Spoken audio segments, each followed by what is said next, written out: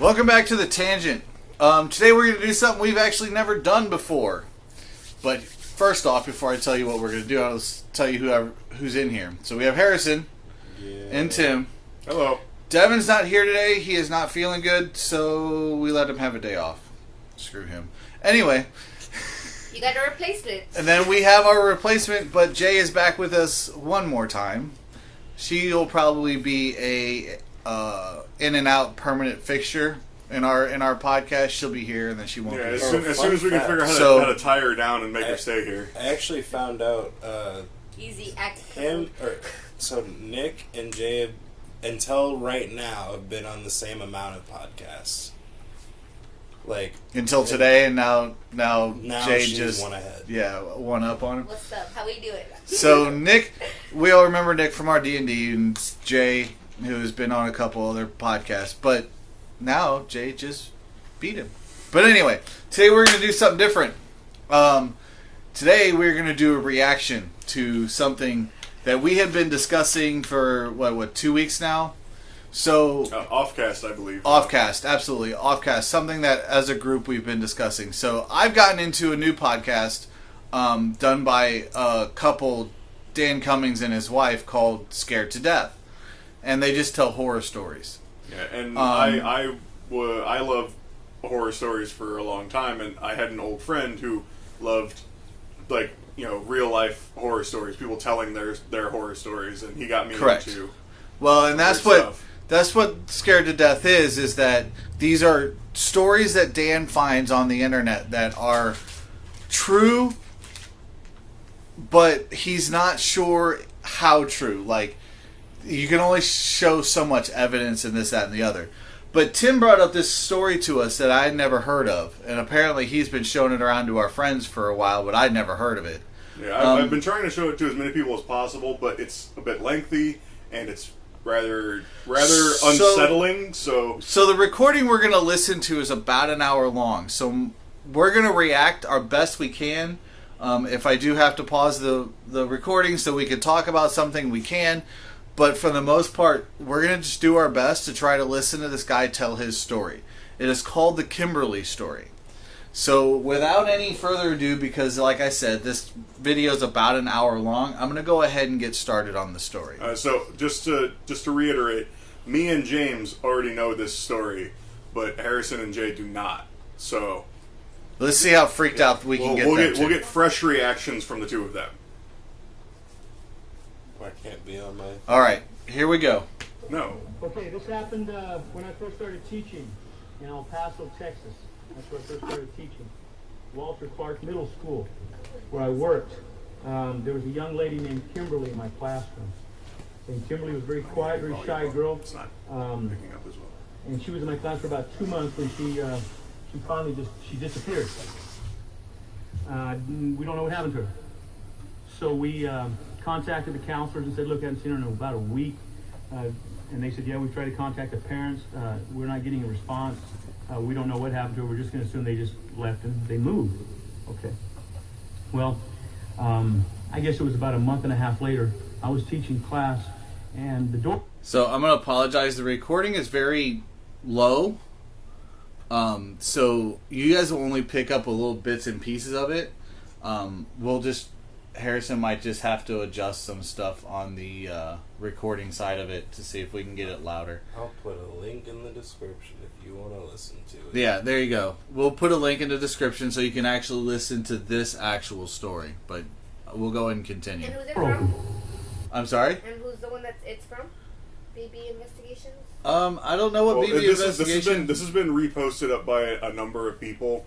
But the original guy was just this teacher that's talking right now. And the thing is that's going to freak you out is it happens in El Paso, Texas. Yeah, I know. I saw that. I was like, hey, Texas. So a lot of everything that happens in Texas. So you might want to watch out for some stuff while you're down there. We're all spooky down there. Awesome. And I could tell by the look on my students' faces something was very wrong. Picking up better now. So I turned around, and standing in the doorway was Kimberly. And Kimberly wasn't a very big girl to begin with, and she really looked bad. She had a long white dress on. It was dirty. Fingernails were all yellow. She looked emaciated. Her eyes were sunk in her head. Her hair, she had real long, pretty hair, and it was really matted. And I turned around and said, Kimberly, what is wrong? And she just stared at me. I said, Kimberly, what is wrong? And she looked down at her hand and she started to rub it. She said, poor Kimberly. I said, Kimberly, what happened, honey? And she just stared at me. Kept rubbing her hand. So I called security and said, please send somebody up to watch my class. And I took Kimberly down to the nurse. The nurse said, my God, who's this? And I said, this is Kimberly. What happened to her? I said, I have no idea. She showed up my class this way.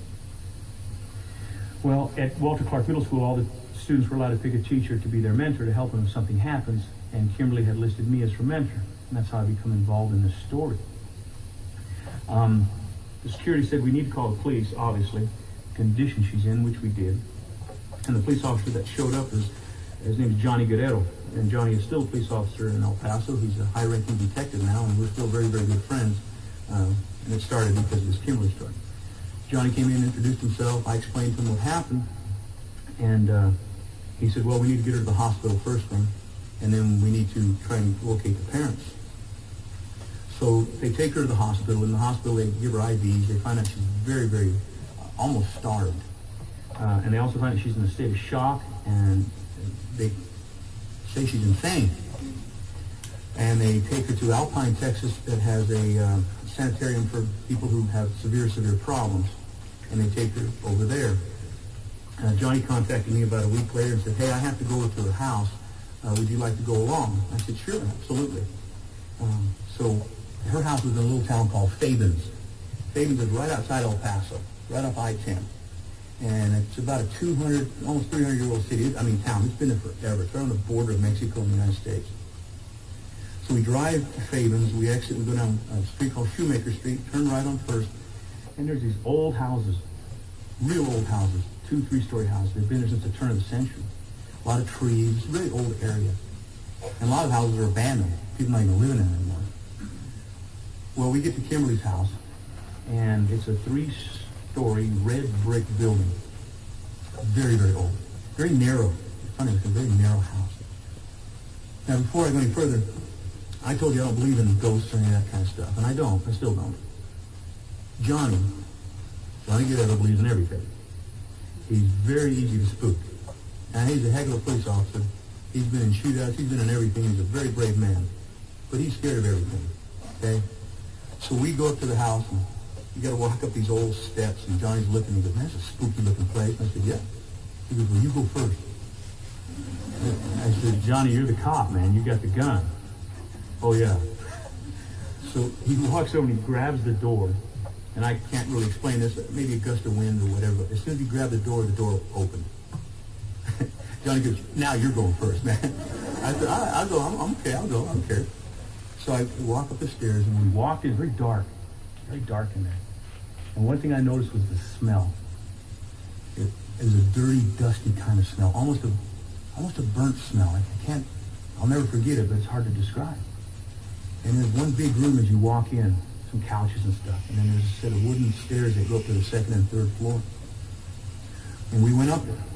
And sure enough, third floor looked like it was Kimberly's bedroom, and you could tell she was sleeping in the bed, but nothing else. And then we went down to the second floor where the parents' bedroom was. And the parents hadn't been sleeping in that bed in a long time. The bed was made. Nobody had been in there in a long time. Clothes were still in the closet.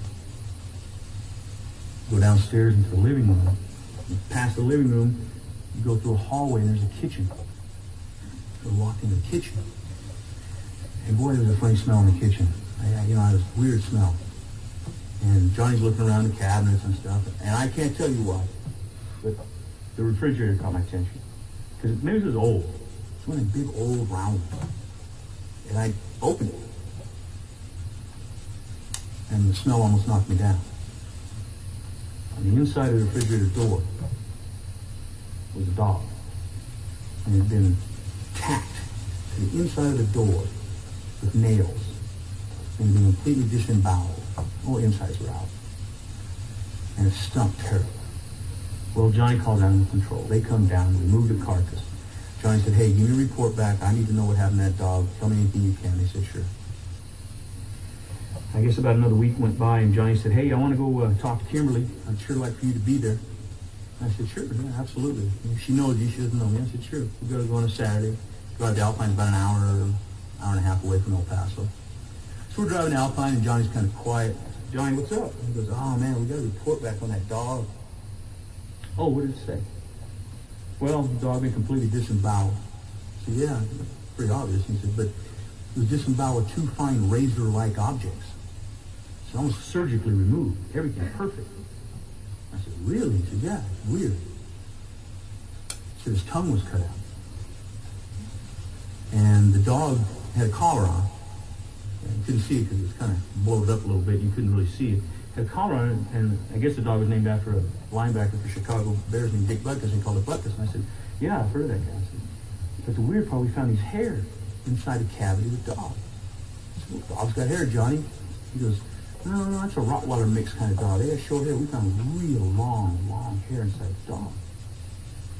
6, 7 inches long. I said, well, what's weird about that? He goes, well, did an analysis on the hair. It's mostly black and kind of brown tipped at the end, and the hair is hollow inside. I said, don't some animals have that? Well, I thought so, but according to the people over at Animal Control, they said that only comes off of a gorilla or an ape-like creature. I said, none of that stuff in El Paso or in this area. He goes, I know. So we get to the sanitarium in Alpine. It's just like a prison. It's a terrible place. So we go inside, and the director meets us, and he said, hey, Kimberly's not doing too good, man. We almost have to force feed her, and she's just not talking. And we got a camera up in the room because we have to make sure they don't hurt themselves. And, she walks around, and we can see her lips moving. She's talking. We don't know what she's saying. And she walks up to the walls a lot and just looks at them. Okay, we'll bring her in the conference room. So Johnny and I are in there, and she comes in. And she looks at me for a minute, almost for a second, looked like she was going to smile. Maybe because she recognized somebody, I don't know. So I said, Kimberly, honey, how you doing? And she just stared at me. I said, Kimberly, where's your mom and dad? And she just stared at me. I said, Kimberly, where's your dog? And then she kind of looked funny and looked over at Johnny and looked back at me, and I said, honey, do you know your dog is dead? And she looked at her hand and she started rubbing it. She looked around. She said, they live in the walls. I said, what, honey? They live in the walls. I said, what lives in the walls? Nothing can live in a wall, honey. And she kept looking, and then she put her head down, and she just rubbed her hand. She wouldn't talk anymore. Couldn't say nothing, so I took her back to her room. Johnny and I head back to El Paso. He said, hey, we got to do an investigation of the house. They're going to go up and dig up the back of the garden back there, like another old building, a shack. They want to look through all that stuff and go through some papers. And I said, all right, let me know. Well, Johnny and I started to become pretty good friends, and we were golfing on a Sunday. He told me, he said, hey, they found some records of the mom and dad inside the house. He worked for the Maquiladores in Juarez, and she worked for an airline company that's based out of El Paso. And when we contacted both places, the parents had both failed to show up for work the same day and have never been heard or seen from since. I said, man, that's weird.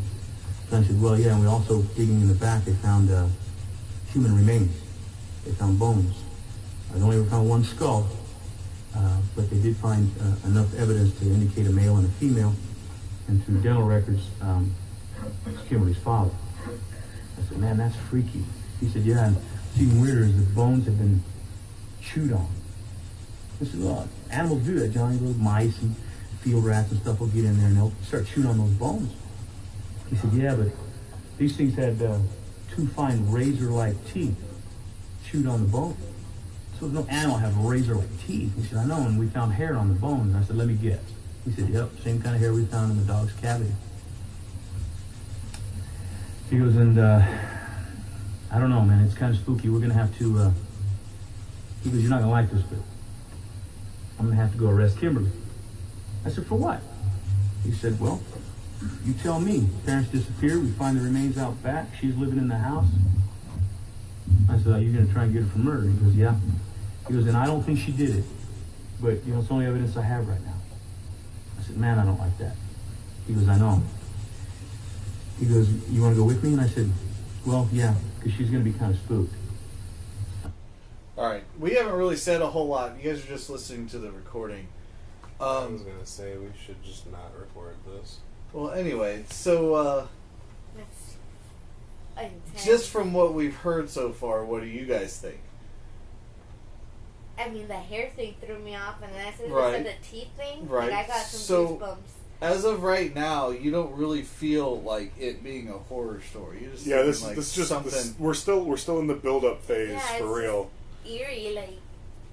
So I just wanted to do a quick stop so we could say something because really, this is just something straight off of YouTube. So I don't want to continue to do that. But our reactions to what's going to happen next. I just think it's super intense because, I mean, I'm from Texas and I'm going to be a teacher.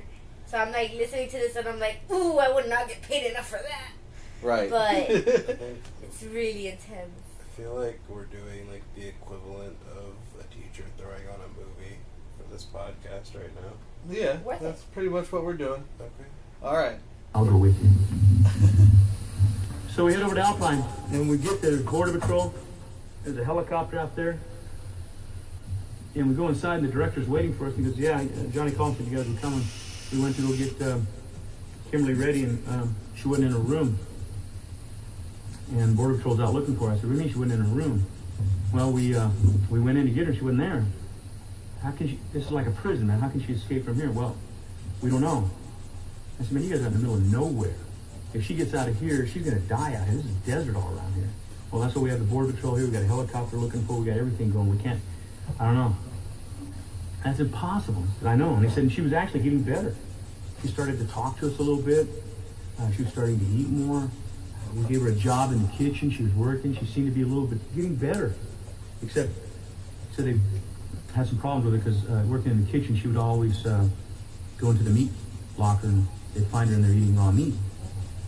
And they said, they talked to her and said, we need to cook it. It's not healthy for you.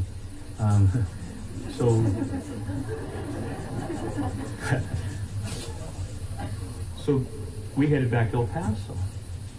And Johnny goes, you know what? They're going to go into that house tonight. And this is very common today, but remember, this is a while back here. He says they're going to take a light and they walk around in a dark room and they can see if blood's been spilled. And then it just shines. It's almost like a black light. He goes, we're going to go in there tonight and see if there's anything in there. We'd like for you to go. And I said, yeah, absolutely. So there's 3 other officers and they had this light, almost like holding up a floodlight. And we got up to the house and it was just starting to get dark. And we started up on the 3rd floor up in Kimberly's bedroom and in the hallway there. And we're shining this light and looking, and there's nothing. It just turns everything into almost like a black and white movie. So we go down the old wooden stairs and we go to the 2nd floor and it's Kimberly's bedroom and the hallway there and nothing. Well, there's a little blood on the sink where maybe the dad cut himself shaving or something. And then I was going first down the stairs into the main room and the light was behind me. When I turned the corner, they brought the light and they turned it. You could look through the hallway and you could see the kitchen. It almost looked like it was lit up. I said, man, look at that. It's like purple. They took the light in there and blood had been spilled everywhere in the kitchen. It was on the floor, it was on the walls, it was on the ceiling, it was splattered, it was streaked, it was awful, absolutely awful. So they turned the light off, and we turned the regular light on, and they start doing their check on the wooden floor. They cut out pieces and scrape bricks, and they start getting all this information together. And come to find out, Johnny told me they found human blood, they found animal blood, they found small pieces of bone, they found fingernails in the brick where somebody had tried to claw their way out of there, and they were just scraping their fingers across the brick. It was the most awful thing they'd ever seen. As on all things like this, when something becomes haunted or somebody says there's a haunted house or a spook house or some girl killed her parents, young people your age always think it's cool and like to go visit those places, especially if you can drive and you have a girlfriend, because then they get scared and snuggle a little closer. We know how that works. So Johnny said they're probably going to destroy the house. I said, why is that? And he said, well, the kids are driving by and somebody's going to get hurt, man. They're throwing things at the house, and we're going to probably have to destroy this house. And I said, Johnny, something weird about when you were doing that blood thing. He goes, what was that? And I said, did you notice the air conditioning vent? He said, what about it? And I said, We looked at the ceiling, there was some blood on the ceiling, but around the air conditioning vent, there was no blood. I mean, it was like perfect. So what do you think that is? I said, I don't know. I have no idea. I said, that's a real old house. Real old house. So they obviously built a second ceiling, put the air conditioning ducts inside. They didn't have air conditioning at the turn of the century. Now remember, those air conditionings are the older air conditioners, okay? They're rather large. It's a swamp cooler type, not like what we have. So Johnny says, what do you think's going on? I said, I don't know, but we ought to go take a look. Johnny said, I ain't going up there. I said, Johnny, you're a police officer. He goes, I'm not going up there, man. I said, well, don't you have people that do that? Yeah, we do. Yeah, we do. I said, okay, well, get them together. Don't you think you should go up there and take a look? I mean, don't you think that's kind of weird? He said, yeah, really it is. So 2 officers who work with SWAT, we went in there and built a little scaffold that we could crawl up. We moved the air conditioning vent, probably about the size of one of these lights. And the 2 SWAT guys went up there and started crawling around and doing all that stuff. And we could hear them. And Johnny and I are talking. And Johnny goes, or I said, you know what, Johnny? Let's go take a look. Johnny said, I'm not going. I said, all right, I'm going. Well, if you're going, I'm going. I'm not going to stay down here by myself.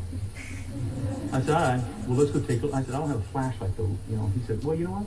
Now, I remember this. He goes, I've got a little pen flashlight. I got my big one, you know, my patrol flashlight, but the little one I use when I write tickets and stuff. I said, I'll take that. That's fine. And he said, I just put fresh batteries in. It's working great. We crawl up the scaffold. Johnny goes left where the other police officers are. And I said, well, I'm going to go to the right. And as I start crawling through this air conditioning duct, I could see it went about as far as from here to that wall. And I had the light going, the flashlight going. And I got about halfway, and you could see it turned and went off to the right. And I got about halfway down that air conditioning vent, and my flashlight went out just like that. And I'm hitting it, and I'm hitting it, and so I start to back out, because you can't see without it, but I see a glow. Right at the corner where it bends, I see a glow. So I don't know what that is.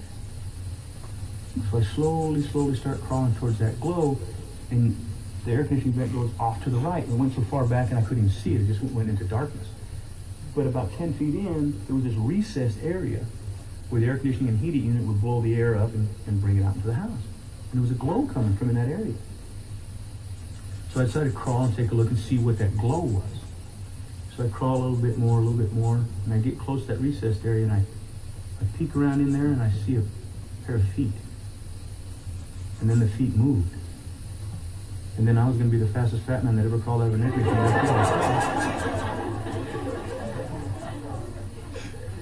But I couldn't help it. Curiosity, I said, who is that? So I looked, and sitting there was Kimberly. And she had a candle in her hand. And that was what was causing the glow. She was looking at the candle, and she saw me, and she looked at me. She had this evil look on her face. And she was dirty, and she had blood on her fingers, she had blood on her mouth. And I said, Kimberly. And then she looked around, and she said, shh, they're here. I said, who's here? The ones that live in the wall. I said, honey, there's nobody here. They're here. I said, honey, there's nobody here. Shh, listen. I couldn't hear anything. I said, come on, Kimberly, we need to get out of here. We need to leave here. She follows me out. I yell up. They come down. Johnny goes, what the heck just happened? I told him. How long was she? I said, Johnny, I don't know. I just saw her, man. Well, Johnny wants to put cuffs on her. I said, don't, Johnny. I want her to freak out on us. I'll go with you downtown. They take her downtown. They arrest her. They book her for murder. They set up a trial. She's going to go to jail. Well, I again don't believe in ghosts, and I don't believe in things like that, but something weird. I told Johnny, he said, you know, she's going to have a good lawyer to get out of this one. I said, you know, Johnny, I took a lot of classes over at UTEP, University over there in El Paso. I took a lot of history classes, and a lot on Mexico and the borderlands. And something weird. He goes, what's that? And I said, there's something weird about Fabens, and I just starting to hit me now.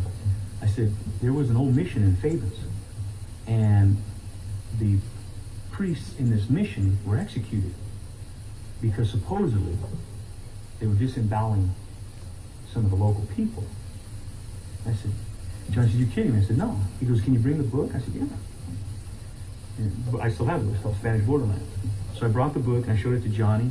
I said, matter of fact, here's a map of Fabens. an old map. And here's the Rio Grande. And he said, you know what? I got an idea. Johnny goes and he gets a map of Favens, a current map of Favens, and he takes my old map that I had from about 1600s, and he blows it up. And he blows both maps up about the same size. And he circles, and I said, what's that? And he goes, that's where Kimberly's house is at. Oh, okay, and he lays it down. Then he takes the other map, the old map of Favens, and he lays it down. And he looks and he goes, okay, here's the mission. I said, yeah. He takes a little pocket knife, he punches a hole through both maps. Right through the mission, and whatever's on the other side. He takes off the old map, and there's a hole right there where Kimberly's house is at. Johnny said that mission was exactly where Kimberly's house is right now. I said, okay, then there's something going on right there in that house, and it's not Kimberly. He goes, there's no way I can prove that. And I said, I know, but there's something going on there.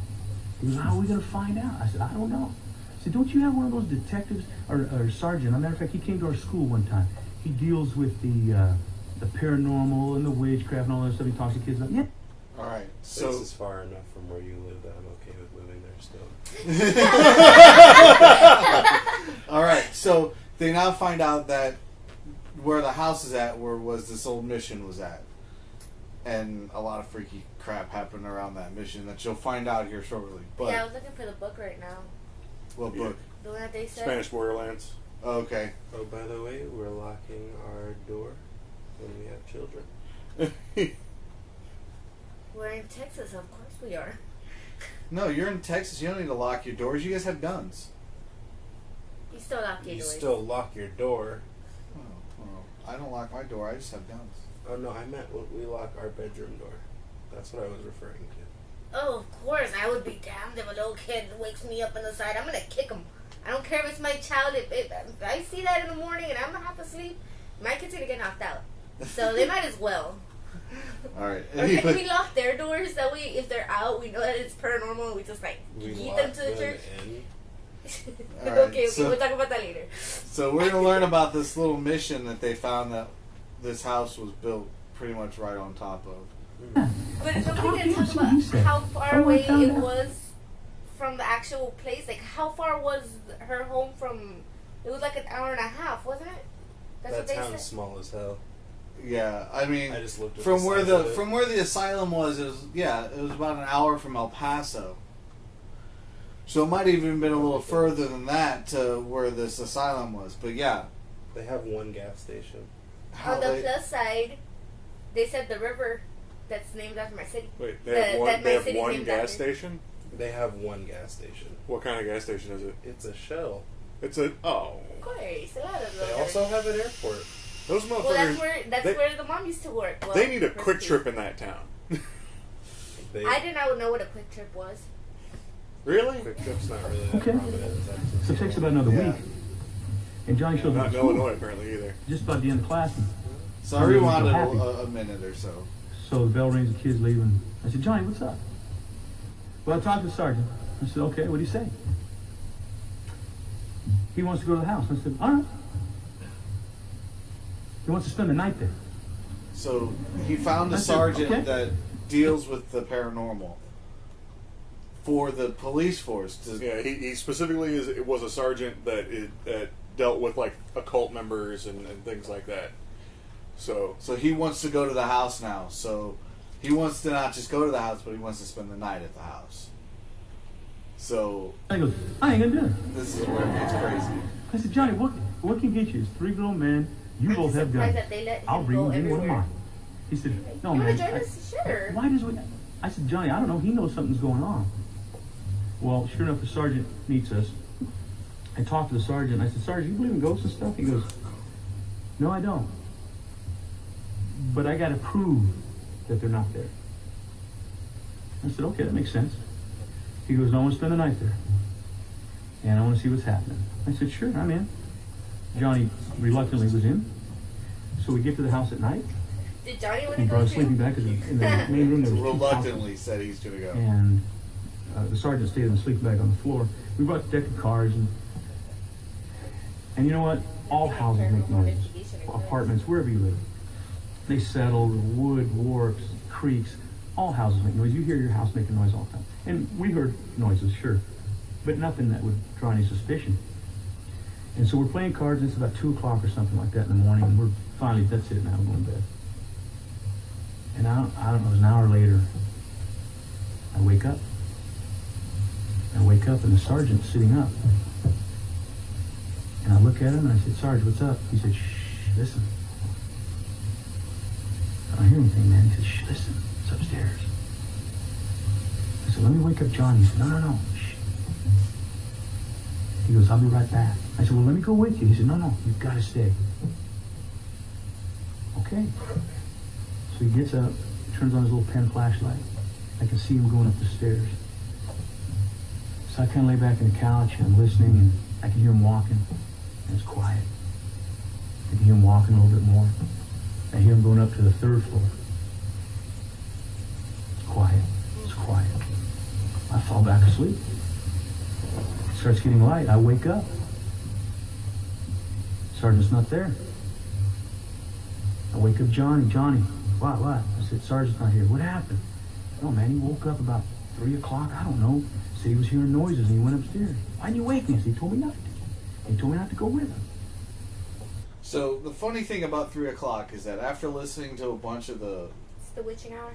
Yep, between The what, devil's 2 hour? and 3, or it's the witching No, hour? it's between 3 and 4. Is it It's 3 the and dark- 4? Yeah, the darkest time of the night. So yeah, it's considered the witching hour. So the fact that this happened at 3 o'clock at night is just kind of another one of those things. And listening to that podcast, a lot of stuff happens at 3 o'clock. Oh, yeah. That's the Like a notorious lot time. of the paranormal stuff that they But talk it- about happens. Yeah, it's at supposed 3 to be o'clock. that it's the darkest time of the night, so it's easier for paranormal stuff to cross over into the real world, because since it's so See? dark, it's just... I knew there was a reason why I wanted to do this cast with you here, because you understand that. Oh, like yeah. yeah. And I'm sure Tim knows about it too. Like, Mhm. yeah, the Yeah. Paranormal side of stuff, because I he watch way listens too to. much paranormal stuff. And see, until recently, I never got into it. It was never something that I was interested in. But I started listening to that podcast out of pure curiosity. And it's like, ever since then, I've been hooked. I got hooked. I mean, I used to watch like a lot of stuff, like Paranormal Investigation every once in a while. But the first time that I watched The Haunting in Connecticut, Uh-huh. you know how it says like based on real events? I started seeing the paranormal investigations from that story. And after that I got hooked because I loved the movie, and I was like, what part of this is real and how far of it does it go? And yeah, I went into a really dark hole. And Yeah. now I love the spooky stuff. Yep. So, we'll get back into this in just a second, but like, I just wanted to iterate the 3 o'clock witching hour, Yeah. and the fact that this happened and what happened to this sergeant happened at 3 o'clock. He woke up, was able, had to go investigate something that happened at 3 o'clock. The thing So that the makes sergeant me about think to like, die? huh? The sergeant. Well, you'll find out here in a second. I don't know, but if they find him in the vents with a candle, I will flip this table right there. Just saying. I'm hoping he's not dead, but you know. Just flip it out. Just flip out. Go. Zoinks it like. How much is vibrated? What? That was my son. Sorry. He decided to interrupt our podcast here, but I wanted to get him out of the room before I started this back up. So When I upload this, should I put an age restriction on nah, it's not a big deal. it? Okay. But put like a little warning that it does have some pretty scary moments. So Intense. parental guidance is suggested. Maybe have the parents listen to it first and decide whether the children can handle it. Maybe don't let the dog listen to it, especially if it can see the fridge from where it's sitting. Especially Yeah, if there's I any freak apes out the dog. nearby. What's that? Especially if there's any apes nearby, if Yeah. they're near a zoo, avoid it at all All right, costs. so let's find out what happened to the sergeant. Well, that sergeant's never been heard or seen from since. He left behind a wife and 2 kids. And he was on Unsolved Mysteries about 6 years ago. They're still trying to find him. Although I think we know what happens to him later in the story. They decided to tear the house down. That's it. Causing too many. So yes, there was an Unsolved Mysteries, and I looked it up. I didn't watch it, but I did look up the episode that they did, and there is an episode on this sergeant. Yeah, and I actually remember seeing that episode of Unsolved Mysteries when I was younger, Which And like, I hadn't heard the Kimberly story at Right, the time, but I right. remembered that episode of Unsolved Mysteries because I liked watching Unsolved Mysteries when I was young. I don't remember. Did they say his name, Sergeant? They said his name, but I can't remember it anymore. But I mean, they say his name, so just rewind and figure out his name and then look it up. But there is a true Unsolved Mysteries about a sergeant from El Paso going missing. Problems. We talked to Kimberly's lawyer and kind of explained that we feel there's something going on in that house. We can't explain it completely, but there's something going on that might prove Kimberly's innocence. The lawyer starts talking to the police, and he says, "Hey, you guys have cameras, don't you?" I said, "Yeah." "Can't we set up cameras in the house and see what's going on?" "Well, sure." And it's not like the cameras that watch you every day. These are a little bit different. If you have one camera per TV screen, and it's black and white. It's not color. This is a little bit before your time. And he said, "Yeah, we can set them up, but I don't know what good it's going to do." And then I said, "Well, you know what? I can tell you what good it'll do if we put Kimberly back in that house, because whatever's happening is happening to her. Without Kimberly in that house, we'll never know." So they set cameras up in the house. They put cameras in her bedroom, parents' bedroom, hallway, stairway, kitchen, hallway, front room, front door, so you can see the door, back door. Now, this is the stuff I can't explain. They set these cameras up, and we go pick up Kimberly. The lieutenant approves. Kimberly can stay in the house a week. After that, she's going to trial. We restock the refrigerator, new refrigerator, by the way. We restock the refrigerator, we put stuff in there, we put new sheets on there, we do all this stuff. We go pick up Kimberly, we go in Guerrero's squad car. Of course, she gets in the back, and I'm in the front with Johnny, and as we're driving from El Paso to Fabens, Johnny, "She's looking at me." I said, "She's looking at you, dude. You're too ugly. Don't worry about it." "No, man, she's looking at me." I said, "Just relax." So we drive up to the house, and I get out and I open up the door. I said, "Kimberly, you're home, hey?" She got out, she looked at the house. I said, "Do you want to go in?" She didn't say anything. She just walked up the stairs. And she looked at the door, and it opened. I thought Johnny was going to drive off without me. I get in the squad car, he goes, "Did you see that?" I said, "Same thing happened to you, man. Could have been a gust of wind. Come on, there's always a reason for stuff. Doors just don't open, Johnny." "Well, I saw that." I said, "Johnny." Well, Johnny and his wife came over for dinner. My wife, and we're having dinner, we're talking. I said, "Johnny, what's going on over there?" "Nothing, man. We got a couple days left, and we got to put her back in jail." "Anything going on?" "Not a thing." There's two police officers in a van, parked about 2 houses up in front of one of the abandoned houses. They're in the back of that van, watching this thing. You got rotating officers going in there. I said, "Nothing's going on." I said, "No, they're writing everything down, but she walks around, she eats a little bit, that's it, man. You can see her lips moving, that's it." I said, "Well, you want to go down and take over for him and watch?" John said, "Sure." Yeah, the police officer, the guys in the van, would appreciate that. So we drive over to this van. And, Having him be a So cop. I don't understand why they keep inviting this teacher. He's just a teacher to go back, but it's because the teacher has a rapport with the student or with So Kimberly. I have a feeling that it's partly because it's sort of a smaller-ish Texas area, in combination with the way he talks about this. It sounds like it was quite a while ago. So even if it was done in like the 90s, things were a lot more laid back then. And I mean, you could do crap like that,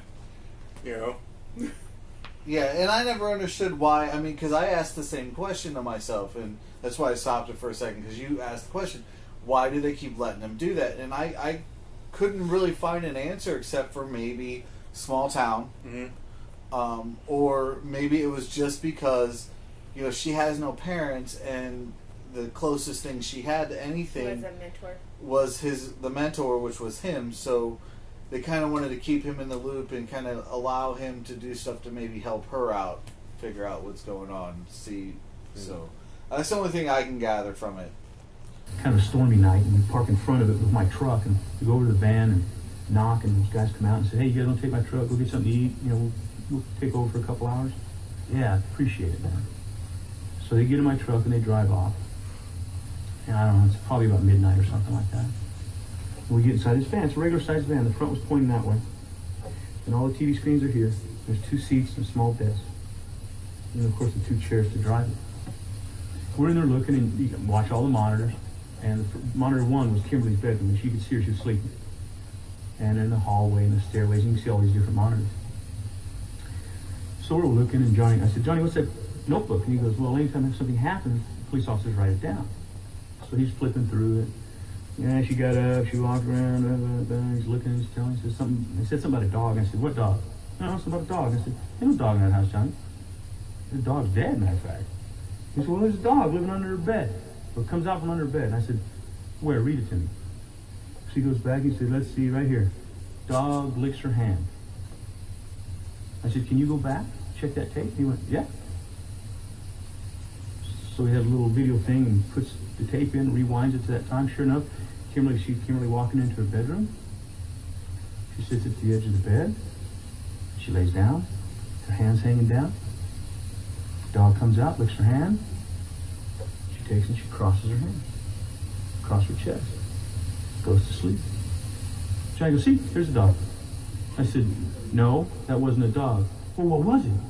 I said, replay that. Can you go slow-mo? He said, sure. So he goes slow-mo. I said, look at that dog. Look at that dog. He goes, why? What's wrong with it? And I said, look at its eyes, man. Look at the eyes on that dog. I mean, dogs have white on their eyes, but it's way in the back. You can't see it. It's got white. It's like human eyes on that dog. So I said, well, maybe it's a raccoon. I said, it ain't a raccoon, man. I said, but what's really weird is look, take it frame by frame. Look at that tongue, man. And this dog comes out. This dog, whatever it was, the dog comes out, and it licks her hand, but it's like this long, skinny tongue. And it doesn't lick, it just wraps around her hand, and it's gone. And I was like, and Johnny's like, that's weird. And I said, I know. And as he's talking, and we're looking at his film, I look up, I said, hey, she's up. So we stop this when we look, and Kimberly gets up. She stands, she walks to the corner of her room, and she's staring at the camera. And she's just staring at it. And Johnny goes, she sees the camera, man. I said, Johnny, she can't see that. That camera's too small. There's no way she can see that. What's she staring at? I said, I don't know. She's staring at the camera. Look at her. And we're looking. And all of a sudden, blink, there's a freeze frame. In other words, the last picture that we had of her was a still picture. Johnny goes, we got a freeze frame. He goes, the camera's out. He goes, watch the rest of the cameras. Make sure she's not out of her room. I said, I'm watching, Johnny. Everything's cool. Don't worry. Everything's cool. He's going, watch the hallway. I said, Johnny, she's still in her room. He's hitting the camera, trying to get it fixed, and he's popping it. I said, everything's cool, Johnny. Don't worry. She's not in the hallway. Everything's cool. He's hitting it. Bam! All of a sudden.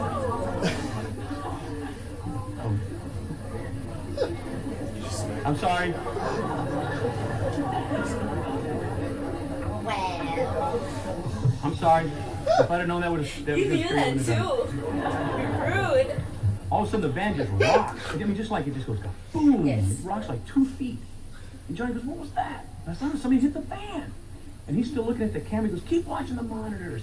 And he's going to get out to look to see who's outside. And I'm watching the monitors. And all of a sudden I see Johnny to my left here. And he's looking at me. Well, actually, he wasn't looking at me. I turned. He was looking past me. I said, Johnny? I looked to my right. And Kimberly's in the van. And like I said, I don't believe people can float. But she was right here. I mean, right there. And she had her hands out. She was looking at it, and her eyes were like 2 little red lights. And she was hissing. She said, why are you watching me? And then she just came at me. And I put my hands up, and she bit into my hand right here. And I mean, she tore this hand up. She bit a big old chunk out of it. We never found it, so I hope you enjoyed it. And I'm wrestling her to the ground. And I mean, this girl is only 100 pounds. And Johnny's even bigger than I am. And we cannot get her down. She's hissing. She's growling at us. I don't know where that strength came from. Johnny took his belt off, and we tied her hands up. And then I said, open the door, get her out of here. So he opens up the door. We get her out, we lay her on the ground. She's slithering around and hissing. It's awful. And Johnny goes, what just happened? I said, I don't know. You said somebody hit the van. And he goes, well, did she come down the stairs? I said, Johnny, she didn't come out of her room. I watched every camera, even after the big bump. And then I looked, and she was in the van. Well, how'd she get in there? I don't know, Johnny. I said, she opened the door. And Johnny said, I unlocked the door to open it. I said, when did she get in the driver's side? It was locked, too.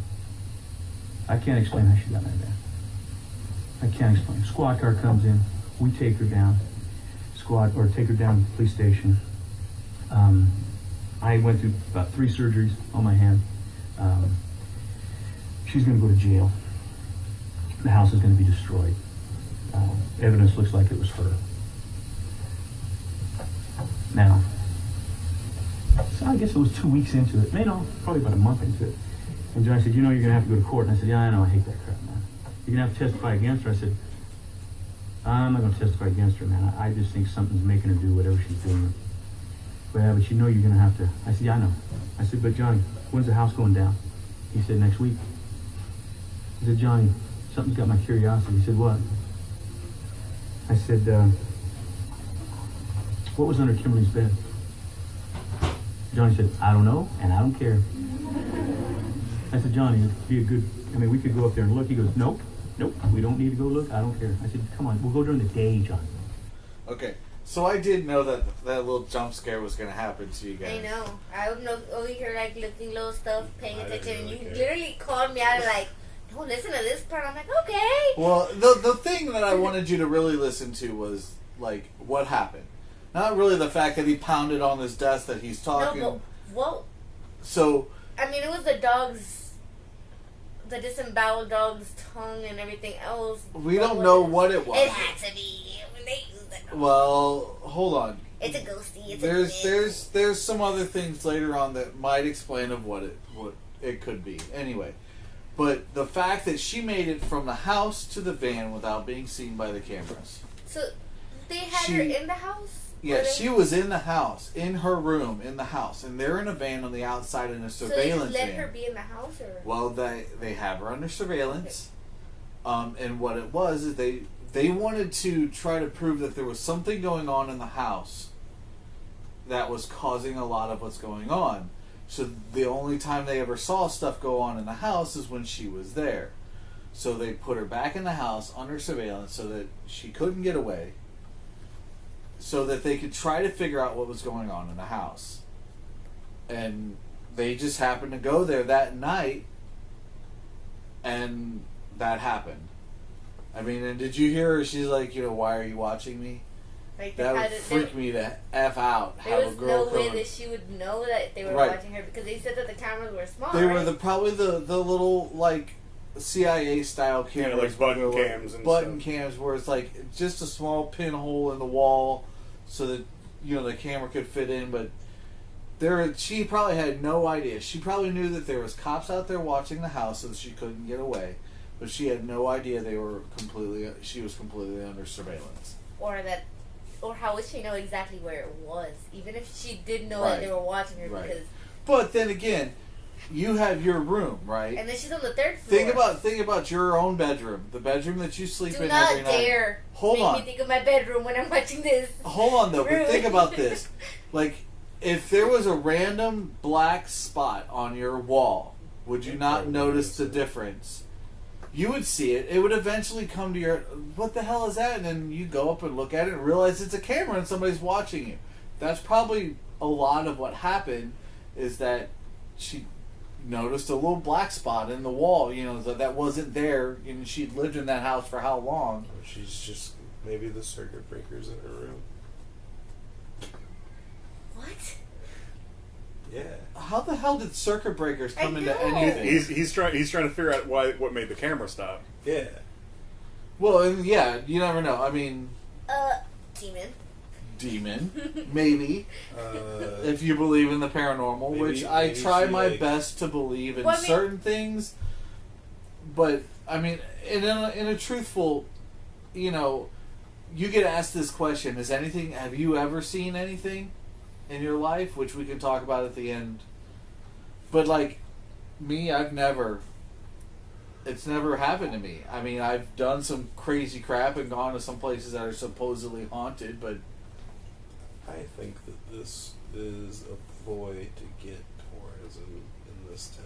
That is definitely not a ploy if a sergeant well, goes we'll missing. continue watching, or What we'll if it's all continue made listening. up? We'll continue listening because there's a lot more to the story. Because we're only just about halfway through. There's a lot more If they to want happen. tourists, there's a lot of ways to get tourists.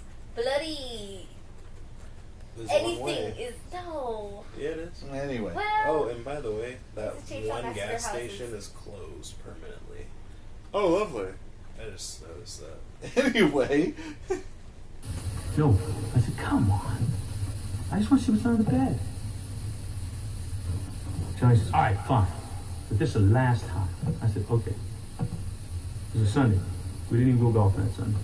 We drove over to the house. See what's under We the go inside the bed. house. I still had that musty, burnt smell to it. We go up the stairs. We get in Kimberly's I'm bedroom. guessing they had checked the whole house before. I said, okay, Johnny, look under the bed. He said some words I can't repeat. I said, all right, I'll look under it. You lift the bed and I'll look. Give me your flashlight. So I'm looking, there's nothing there. I said, pull the bed out, Johnny. So we pull the bed out. These are old wooden floors. And we're looking. And on the floor, real long hair. Same kind of hair that was found in the dog, and found on the bones of Kimberly's parents. Johnny takes a bunch of it together and makes a sample of it.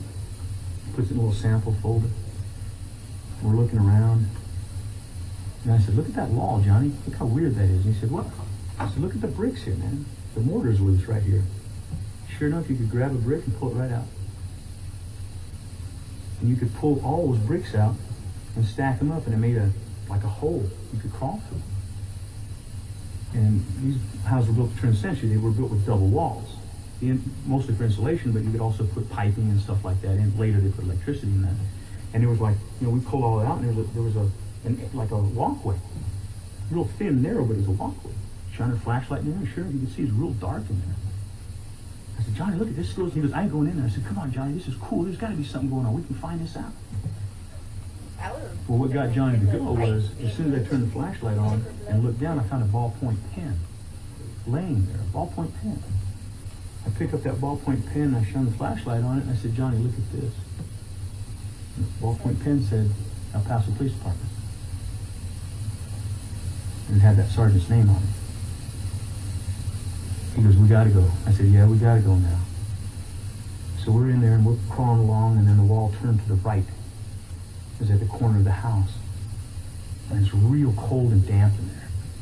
And when we turn the chimney, we hit the chimney where the chimney would be. And there's this rebar sticking out like stairs going down to the second floor, where that, that open gap was on the second floor as well. So we crawled down there, and then it went down to the first floor. But what was weird is it kept going. We shone a flashlight over on the first floor. I said, Johnny, look at this. We took a quarter out of the pocket, threw it down there. You couldn't even hear the quarter hit. That hole kept going. I said, Johnny, man, there's like a cave down here. He said, what is that? I don't know. I said, and the stairs in, it's just a cave, it's just an entrance. I said, you know what, I got a buddy that I went to UTEP with. He's a spelunker. He loves this kind of crap. He's always going into caves and stuff like that. Let me call him up. So we get back out of there, we go down to the circle. Okay, we call him up. He said, yeah, I'm in. He said, give me a couple hours. He shows up. Yeah, we'll We just take go him all down the there, way no through, big bring deal. some rope, take him down the bottom. I said, what do you think that is? He said, it's a natural cave. Look, a nice cave. We kind of tell him the story about what was happening. He That's goes, probably where the I'm not sergeant worried is. about that. I said, okay, just so you know. He goes, I'm not worried about that. That's where So I we think hook up the rope. sergeant is. And all the ropes color-coded. Every So they did disclose to the spelunker what has been going on in the house, and yet he still was willing to go down in this cave. If he goes missing too, I'm So- sleeping at that table. Just wait for it. 50 feet is a different color. That way we know how far he's going down. He has a hat on. He's got a light on. He's got his flashlight. So we set up the equipment, and he has his light on or he's got like a helmet on with a light on it. He's got a flashlight, and we start to lower him and lower him and lower him. And as he's going down this deal here, it's like a crank thing that we're lowering him. It's like this huge room, and it's kind of, I don't know, smoky or something. I don't know. And we're lowering him, and you can hear him. He's going, this is cool. This is weird, man. And he's shining his flashlight, and then he goes down. It's kind of hard to see the light anymore. He stops about 250 feet. So we wait. 45 minutes goes by, an hour. Johnny goes, hey, something's wrong, man. Pull up on the rope. I pull on the rope, and I said, he's not on the rope, man. Pull it up. Something's wrong. We yell down there, nothing. Start pulling up on the rope, and I'm cranking, flip my rope, table. rope. And it gets to the end, it's wet. And the harness that he had on him was gone. And Johnny shined his flashlight, and it was the rope, bottom rope was covered in blood. Everything was covered in blood, and it ripped. The whole harness had been ripped off. Oh man, does this open a can of worms? Johnny has to call down the police department.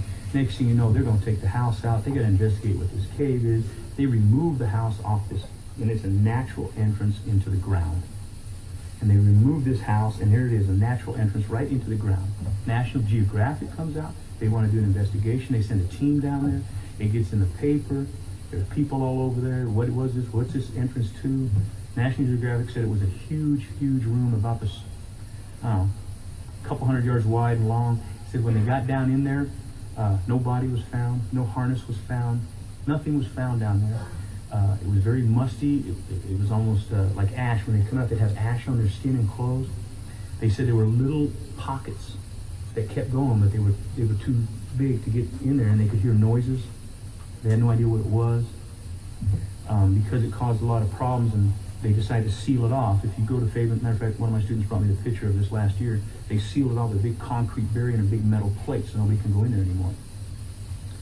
It'd be nice to say the story ends this way, because So he said it really quick, but they did tear down the house, remove the house from that spot, found an opening in the ground, a cave, like with a giant room in the middle, and National Geographic went over there and explored it. So people are, if you guys ever think that this story is not real, there is evidence from the Unsolved Mystery Story for the Sergeant to the National Geographic actually exploring this. And if you go there now, even now, I'm pretty sure it still has concrete and a steel plate over this cave, so nobody can go back down there.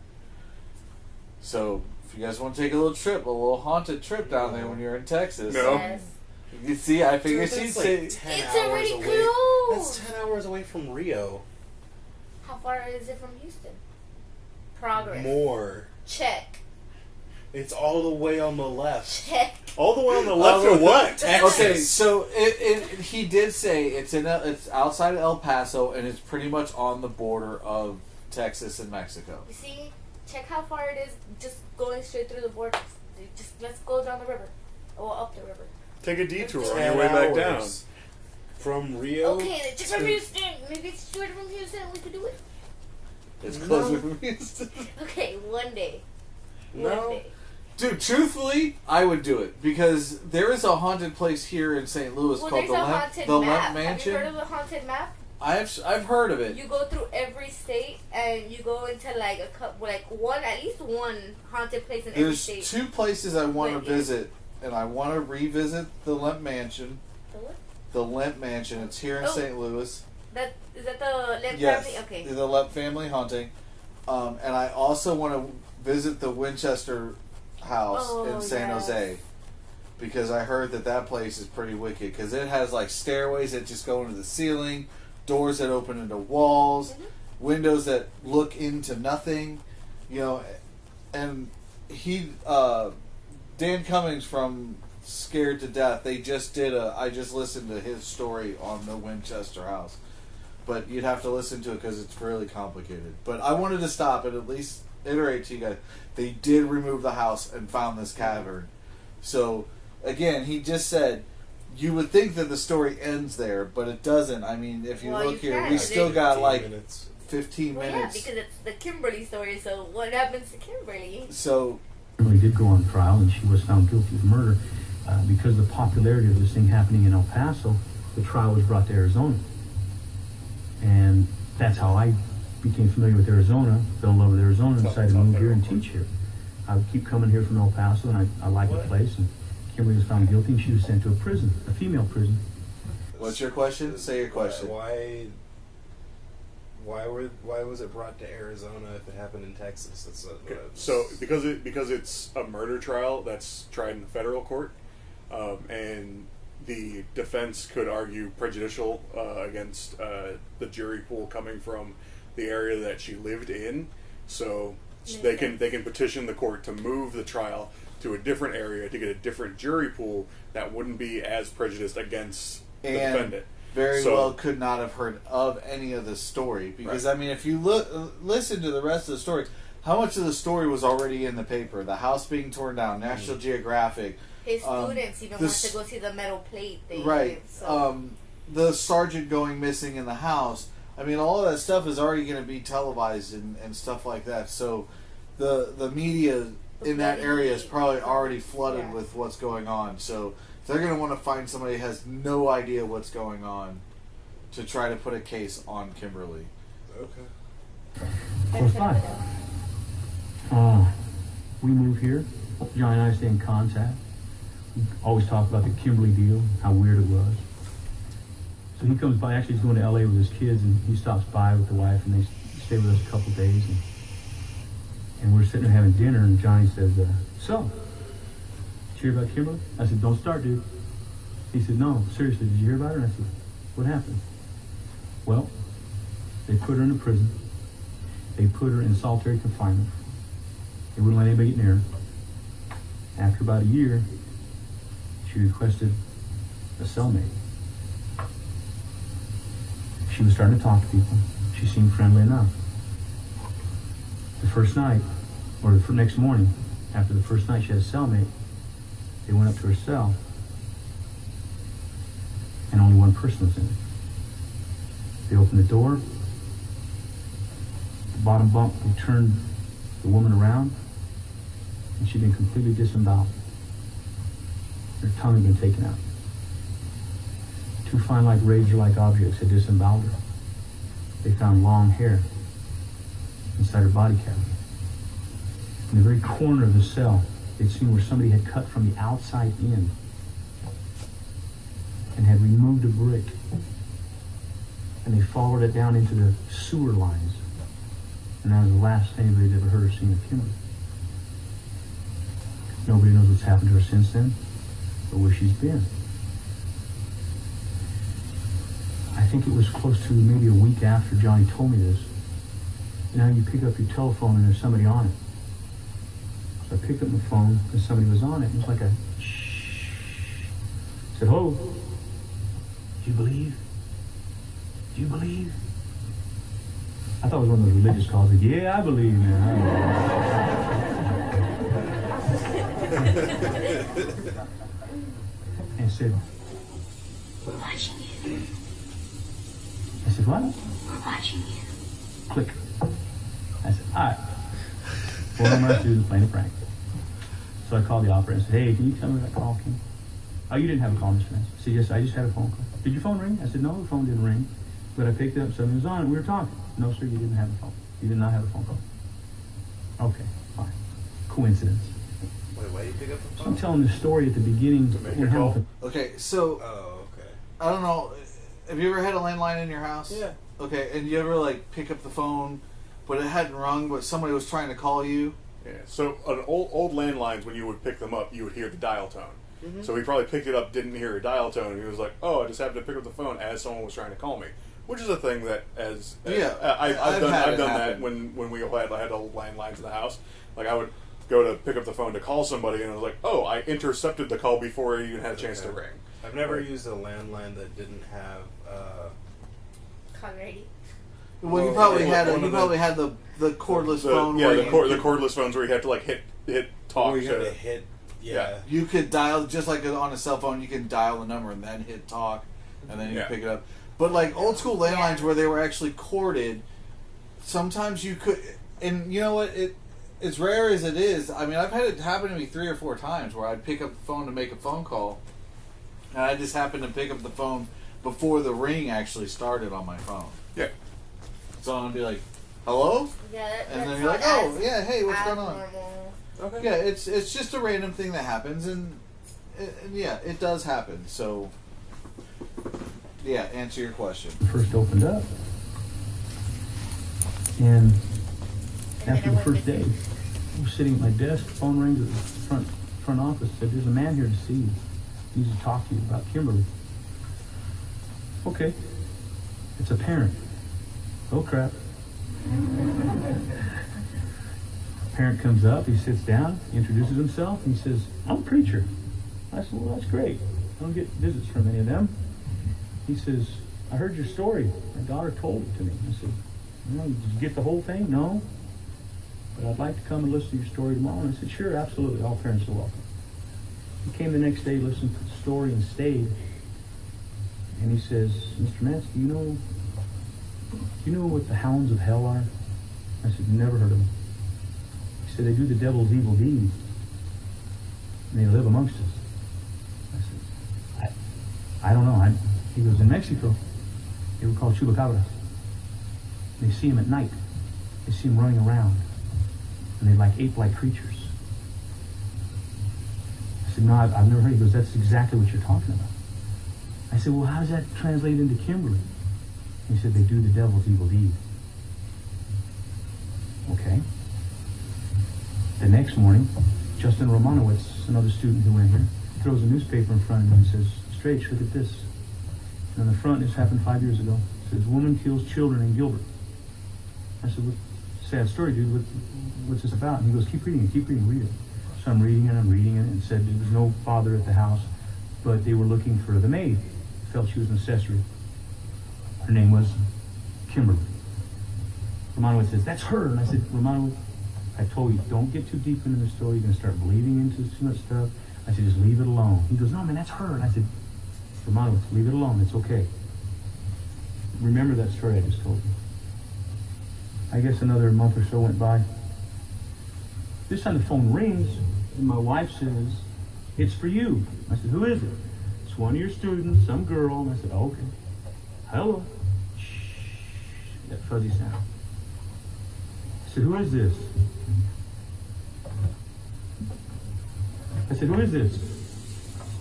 We're watching you. I said, you're watching me. How can you be watching me? We live in the walls. Look at your vents. Watch your vents, you'll see our eyes. Click. My wife said, what'd they say? I said, nothing. She goes, who was it? I said, nobody.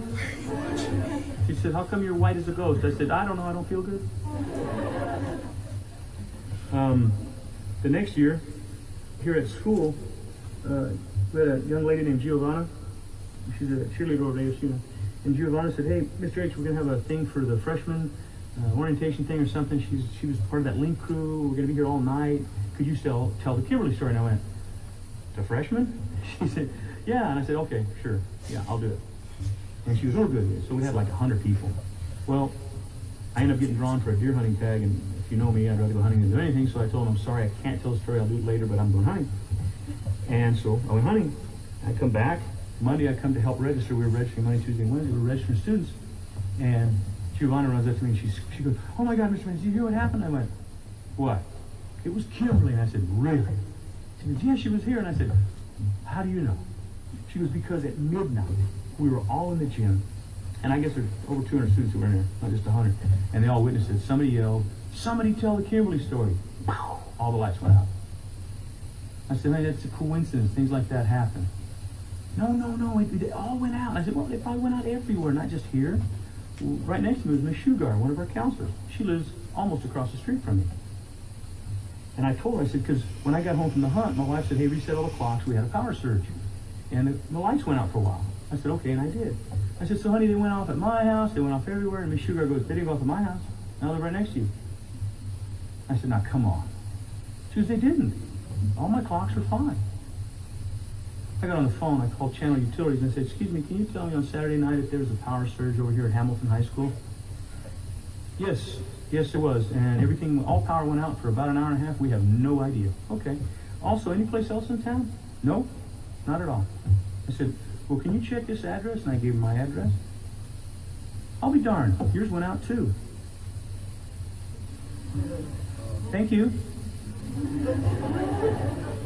Just I think. My wife doesn't like me telling these stories. Matter of fact, my wife went out of town Monday because she knows telling the story. My wife is just like Johnny. She believes everything. She lived before we were married when this happened. And she says when I tell this story at night, and I sleep soundly. I get up real early. I go to bed early. I sleep soundly. She says, I'll get up in the middle of the night and sit up in my bed, and I'll start talking in a language she's never heard. She says she tries to wake me up, and I'm just like in another world. And she says it scares her, and she doesn't like that. And she says, please quit telling the story. I said, well, I tried, but the kids won't let me. They threatened to beat me up, so I got to tell the story. So she actually left. She went out of town this week. The reason she went out of town this week, last year, when I was telling the story, I came home the last day. My wife was sitting on the couch and just staring. And I said, babe, what's wrong? She goes, you told the story today. I said, yeah, why? She goes, come here. We went upstairs, and the vent was hanging off of the wall. And she goes, I came up here and I heard a noise, and that vent's hanging off. I said, it just fell out, babe. I'll put it back in. No, because I walked into the bathroom, and I was looking in a mirror, and there was somebody behind me looking at me in the mirror as well. I said, babe, it's your imagination. This story's getting to be worse than the kids. Babe, I saw it. Please quit telling the story. Phone rings. My wife obviously wouldn't answer it. I answered it. There was that same shh. I said, who is this, and what do you want? You better believe. You better believe, because we're here. Click. Come to school the next day. I walk in, I turn a little light on over there. I read, get ready for the day. Somebody's in my room. Somebody's sitting in one of the desks. I said, hey, who are you? How'd you get in here? Everything's quiet. I walk over, turn on the light. Whoever was there is gone. This year, that same desk has been turned around every morning when I come in, facing the opposite way. I asked Lupe, our custodian, he says, no, Dad, I haven't touched anything. This morning, I put them all up against there. This morning when I came in, and I had two of my zero-hour students with me, that desk was upside down on top of another desk facing the wall over there. In March of this year, one of our coaches, Mr. Clark, his wife teaches science over here. He was wanting to hear the story, and I was kind of telling, we were on a pig hunt. He's going, your kids believe that? And I went, well, it's a true story, man. It happened, you know. He goes, that's weird. So we're in this pig hunt. We're coming on from San Manuel, and there's this little road. And all of a sudden, I look off to the side, and there's a Harley Davidson and a young lady standing there. We pull over. Ma'am, can we help you? Yeah, a gear shift lever came off the Harley. I said, well, we fix that. She goes, well, I can't find the screw. I said, I got screws in the truck here, and we fix it, and we're working on it. I looked at her and said, man, I don't mean to be sexist or anything, but you're kind of small and pretty to be on a big old Harley. And she goes, I know. She goes, I like them. They're great. I said, man, you can't hardly hold this thing up. She goes, yeah, sometimes we're spooking. We get to talking. And I said, where are you from? She goes, I'm from Tucson. I said, interesting. And Coach Clark says, well, I'm from Chula Vista originally. She goes, oh, I was too. And Coach Clark says, what street you live on? Saguaro. I said, I lived on Saguaro. Next thing you know, they went to the same high school they did, Tombstone High School, talking about their teachers and all that other stuff. So we get ready to leave, and she tries to offer me money to help her, and I said, no, ma'am, I'm happy to help you. She goes, okay. She goes, well, I work for Bank One in Tucson, and if anything I can do, let me know. And I said, my wife works for Bank One. Really? Who's your wife? I said, Chris. Chris Hermansky? I said, yeah, I know her very well. Very well. Wow. We go to leave. She says, and my name is Kimberly Atoff. We get in the truck. We start driving. We're not down the road 100 yards. Coach Clark goes, what'd she say her first name was? I said, come on, Coach. Kimberly is a very common name. No. To me, it's weird. She knew everything about my school. She knew everything about my teachers. I don't remember her. I said, oh, come on, Annie. You're worse than... No. Call your wife. All right, fine. How does she know your last name? I said, I don't know. She knows my wife. Call your wife. He gives me his cell phone. We're getting kind of close to Florence, so I call. Hey, babe, do you know a Kimberly Atoff that works over at Tucson and Bank One? No. I said, could you find out if there's a Kimberly that works there? Maybe you met her in a conference and don't remember. Yeah, sure. And she calls back about 45 minutes later. She goes, there's no Kimberly Atoff working for Bank One in Tucson. Never has been. Friday, we're going to Kofa. Watch a football game. Coach Clark's in the bus in front of me. Next thing I know, he stands up, he turns around, he said, "Dude, you're not lying." I said, I tell you, it's a true story, man. You were there for one. He goes, "Look at this." And this is the newspaper article, by the way. He goes, "Look at that." So I start reading it. Woman seen in Gilbert wearing a long white dress, walking along the canal at Elliott and Gilbert Road.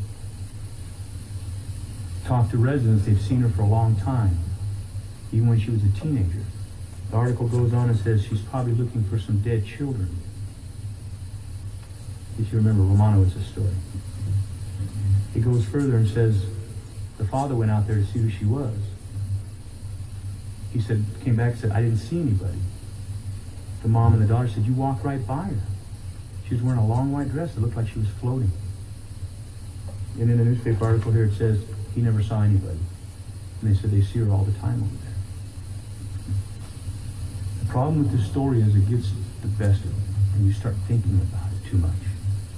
When you're home alone, and it's dark outside, and you start hearing noises in your house, you start thinking about this story. When you look up at the vents, and you see something, you start thinking about this story. When you're laying in bed and your hand's hanging off the side of the bed.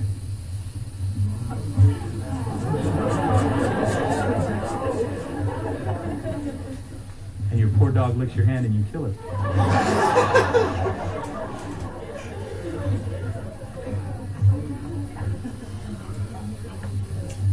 This story is a story. If you want to think about it too much, you'll become part of it. And tonight, when you turn off the lights, I don't want you to remember a thing I said. And I want you to have a great day. See you guys.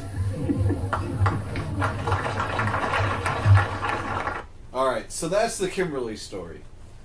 So, like, we did stop a little bit through, but I want to reiterate that everything that happened to this guy telling the story. So you have to almost believe that it happened to him. They also have corroborating, anyway, whatever word that is, stories that prove that corroborating stories that prove that some of this stuff that he's telling you did happen. The unsolved mystery for the sergeant, the National Geographic going down into that tunnel, and then I'm pretty sure that if you really investigate down in that area, you could probably find the Kimberly murder trial stuff. Yeah. Now, I haven't really looked into it, but I mean, that's pretty freaky. Now, you living in Texas and being of Latino Mexican heritage, you've heard of the Chupacabra. Well, there's a couple of folk tales along with not just the Chupacabra, but Chupacabra. Sorry, sounds way different in English. Weird. Sorry, I can't roll my R's, so I'll say it the way I can say it. You can say it properly for me. I tried to say it in English, and I just realized it doesn't sound right. No, it doesn't. But yeah, it has the story basis of the Chupacabra, but it also has the Weeping Woman, which is La Llorona for us, which is the woman that goes down. And you know how they said that it targets children or something that they said? That's because the Weeping Woman, which they've made plenty of movies both in English and in Spanish, goes back to the folktale of La Llorona, which was this woman that drowned her children and basically cries in the river looking for them because she drowned them in the river. So that's why she's always seen by the river. So that could be that other story, or mixing and together. they could have combined a bunch of stuff. Yeah. That's just nuts. Anyway, but the Chupacabra itself, though, they're known to be beasts, basically. Right, and I've heard many different tales of the Chupacabra. Mm-hmm. One, it's it's just a random like beast, almost like Bigfoot or the Loch Ness monster, where it's just something that terrorizes towns. But then I've also heard the stories of it being like devilish or satanic or even like a hellhound, like he said. Yeah. I've heard alien. And there's another one that I've never heard, but I mean I could totally see that too. Yeah, I've heard a lot of different attempts at explaining what the chupacabra is. Yeah, because it's supposed to be like a beast, but the name itself, chupacabra, it's separated by two words in Spanish. Chupa, which is to suck, and cabra, which is goat. So it's supposed to be goat suckers, and the story was that one day, like a small rancher, whatever, was noticing that his goats were just getting destroyed, and he just didn't know what was happening. And eventually, one day, he happens to see like the figure of a chupacabra, and a lot of people have these sightings and stuff. But then it goes to it being like a shapeshifter that has more to do. So this story alone has a lot of different elements that could all coexist in the same thing. Yeah, because and at the same time, it's the missionary too. Honestly, so a lot of the chupacabra story also reminds me of like vampire stories. Mm-hmm. Right, because what the story you're talking about, the rancher, the corpses that they find are always like bloodless. Right, the rancher, the one that I've heard was the rancher comes out and would find one goat completely drained of blood, dry, but it wasn't like destroyed. It wasn't like goats and cows. And right. other. It wasn't like they didn't cut it open and destroy it and have it strewn all over the place. It was just a dead goat, completely void of blood. I've heard that, and I've heard some that are like disemboweling kind of thing. Right. And So yeah, the disembowelment there's from a lot that earlier are in the like story. I know that it was like every day a different animal would like just be found, and they didn't know what was going on, and then like the neighboring people were like, well, this is kind of weird because we're having the same kind of thing going, and what exactly is happening. And then eventually they would have like all over the place, because I know that there's supposedly there's some stories in Texas, and there's definitely stories in Mexico where people will be found the same way. So it does have a lot to do with like vampire kind of thing, because it is like draining the blood, but at the same time, that mythical monster is very widely. It's a big deal. And when I first listened to the story, I'm like, oh, it's about maybe some demon stuff. But then all of a sudden, when he started talking about the hairs and then the dog licking her hand, and I'm like, well, maybe it's because they're at the border of Mexico. Maybe it's a chupacabra. And then, like as she goes, it's like it's a little bit of everything. I mean, you got the monastery. I mean, it could be demon-esque. It could be, the chupacabra. It could be, anything at this point. But again, there's a lot of corroborating stories that says that this is a true thing. This really happened. So it's like, it's just really crazy to hear. And then his little bit at the end is the freakiest part. Like the last 20 minutes is the freakiest part about this whole thing. That go with the main storyline. Yeah. The phone calls that he was getting when he moved to Arizona. His wife. The stories from his wife, hearing things and. Oh, he was living in Arizona when those stories started. Yeah, so he moved to Arizona when the phone calls started, but that's where the trial was too, and she was imprisoned in Arizona, if I'm not mistaken. Am I right? I can't remember where she was actually imprisoned. But either way, I mean, the whole fact that she was in solitary confinement for a while, and then she asked for She acted normal. Yeah, she acted normal, and then she asked for a cellmate just to have somebody to talk to, and then next thing you know, there's only one person in the cell, and that person is disemboweled and dead, and there's a hole in the wall. And then it's from the outside in. Yeah, they said they cut it from the outside in and went into the sewers, and then she's gone. She hasn't been seen of since. Whatever happened to the Johnny guy? Well, he's still. He talks about it at the very beginning. He's like he was a cop. He's a very good cop, and he is still a cop to this day. Yeah. So I don't know when this story was. It says it was done 5 years ago. This one was uploaded 5 years ago. 5 years ago, so... But if I were to try and pin down the first time I heard it, I think the first time I heard it was in 2013, 2014. So it was up before this. Like when I originally listened to this wasn't on YouTube anywhere. We found it on an audio sharing site that was like it was basically like YouTube but for only audio. Kind of like LimeWire or No. It was basically YouTube but only for audio. Oh, interesting. I've never heard of one of those. But So, like, that's- basically that's- like podcasts and stuff? Or? So, like, any music platform ever. Absolutely not.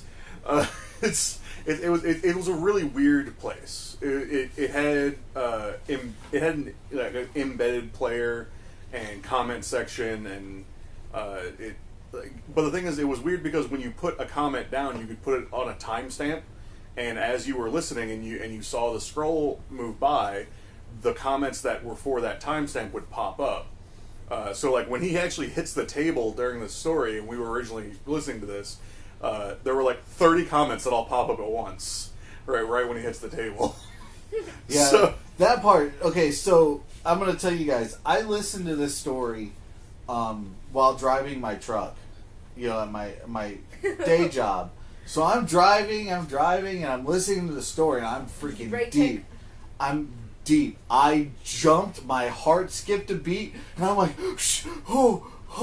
okay. What the heck was that? And then you hear everybody start screaming and then laughing, and then I'm like, okay, that was him. I thought, because I'm pretty sure I was pulling into the yard, and I heard it hit, I thought I freaking hit something. Did you hit Kimberly? No, maybe I might have. But, man, it freaked me out. I jumped like a foot, and I'm like, my heart was racing, and I was just like, oh my gosh. Now, like I said at the beginning, I'm not normally one for these kind of tales, horror or nothing like that. But like I said, as of recently, don't know why I got caught up in it, but it used to really like freak me out, like being in a dark house. I live by myself. I mean, weird stuff like that happens. I can't say that I've ever had anything like that happen to me. I've been to places in California that are known for their bad juju. So there's a place in California we used to take people to called Hell's Gate. And the reason why they called it Hell's Gate was because literally it was an old farm. And those old farms used to have those concrete on the one side and these metal gates that go across it. And then they either have to open the gate or they had them electronic so you can go up and then you go up into this farm. Well, this gate had been, those concrete highway barriers they used for construction had blocked off this gate. But the gate itself is up but falling apart and starting to be dilapidated. But it has these brick opening, a real elaborate brickwork that runs just into barbed wire. So it was at one point the entrance to this farm. But if you follow the road up just with your eyes, you can't drive up there anymore because these barriers are in the way. But if you follow the road up with your eyes, it kind of winds around a little bit and ends up on this hill, and it has this tree on it. The only tree in the area. It's a completely wide open field. There's only one tree there, and that's it. This tree goes straight up, real thick. I mean, because we've hopped the barbed wire and walked up there. Real thick tree. I mean, like maybe 3 feet across. Goes straight up, and then one branch shoots straight out, probably about 10 feet up in the air. Okay? Rumor has it is that the KKK used to use that tree for their lynchings. What the? Okay? You gotta remember we're in California, so a lot of that stuff happened, and not just the KKK, but I mean, even in the Old West, it was a tree that was literally made perfectly for that kind of stuff. And on top of that, not just the fact that kind of stuff happened, well, some rumored has it happened on that hill, just down the road, maybe a half mile, the road makes a sharp right-hand turn, but that building on that turn, there's a building off over there, it started to get dilapidated and all that other stuff, was actually a slaughterhouse.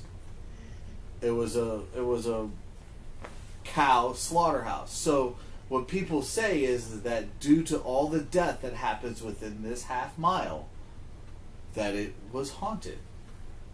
So people would go out there and try to find weird stuff that happened.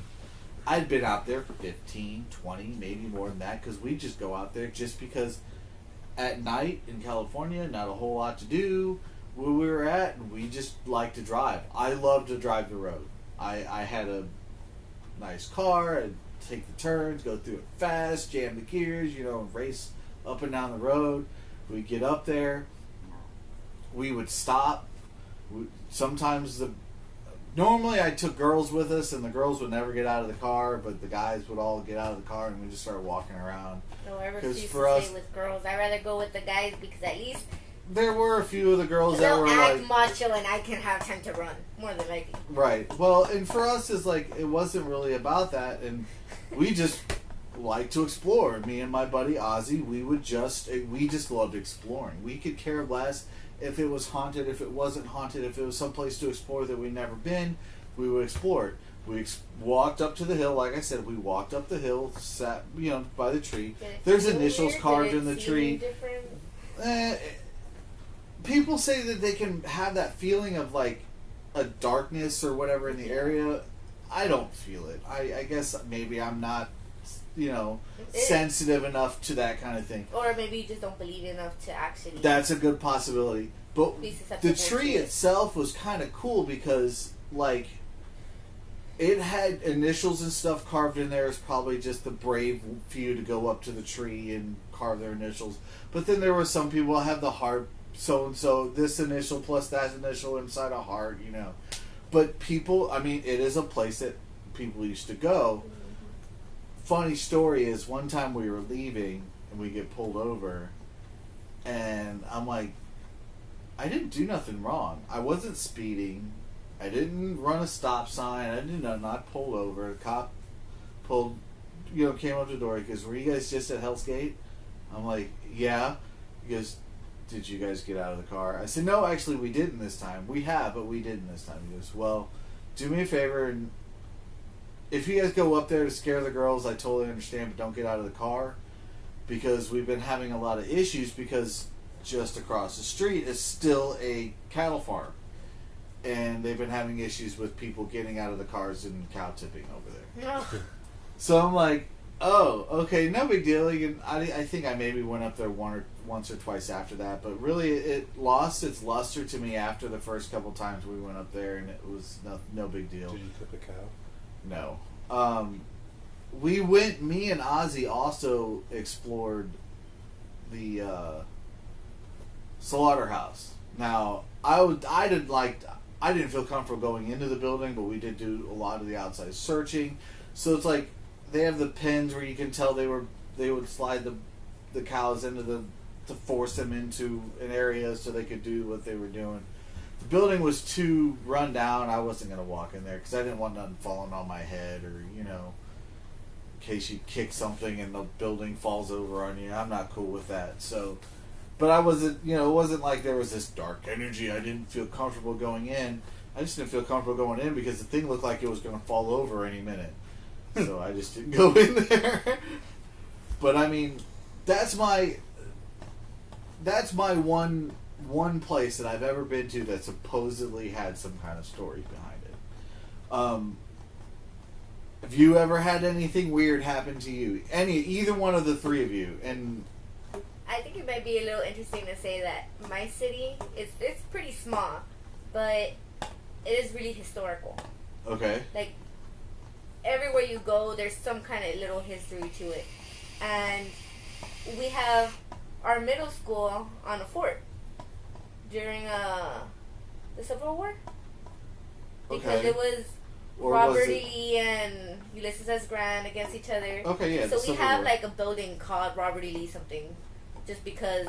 generally, Yeah, because apparently, like, he might have potentially stayed there overnight en route to This somewhere one else. time, he did a handstand, and therefore, Yeah, Yeah. my city's kind of stupid like that, Yeah, but Uh, there's a lot of historical sites. If you lived in St. Louis long enough, we all know who Lewis and Clark is. yeah, Lewis and Clark did this or did that, and then we also have everything's named after Lewis and Clark. we also have museum the thing. Daniel Boone house. Mhm. So they actually moved Daniel Boone's house from wherever it was to a place here in Missouri, which isn't really far from here. You guys could probably go look at it, but it's his Oh actual yeah, it is historic right by house. here, isn't it? Well, Yeah. I that did a choir fort. thing there. Yeah, we had a friend get married in a church by Daniel Boone's house. Yeah, yeah. I mean, I've always been blind, so I always had glasses, and I would sometimes, see the little thing on the corner of your peripheral and get kind of scared, like, oh, there's a figure kind of thing. But I remember before going into middle school, my elementary, everybody would talk about it, like, yeah, it's haunted, and that's because all the buildings look like really like torn down and rugged, but they can't really do much because you have to like full on remodel because it's historical. So everything looked like worn down, and where I was in class, I would stay after school a lot. Like Bad girl. no, I would Always compete. in detention. Never. I was a goody two shoes. I was a competitor. She stayed to clean and tutor students. That was in high school. She went to school on senior skip day.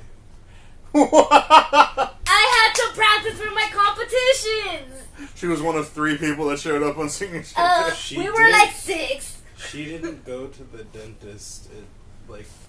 She'd rather went to school than leave school. I would do can't- it during my lunch period. I can't lie to you because throughout high school, I think I missed a total of 8 days for the 4 years of high school. I missed Oh, 0, what? and one of my teachers hated me and marked me absent, so that ruined my whole whole Perfect education attention. thing because I had never missed. I missed at Ever. least 80. I had I- never missed. At least. I think I might have gone 8 days to high school.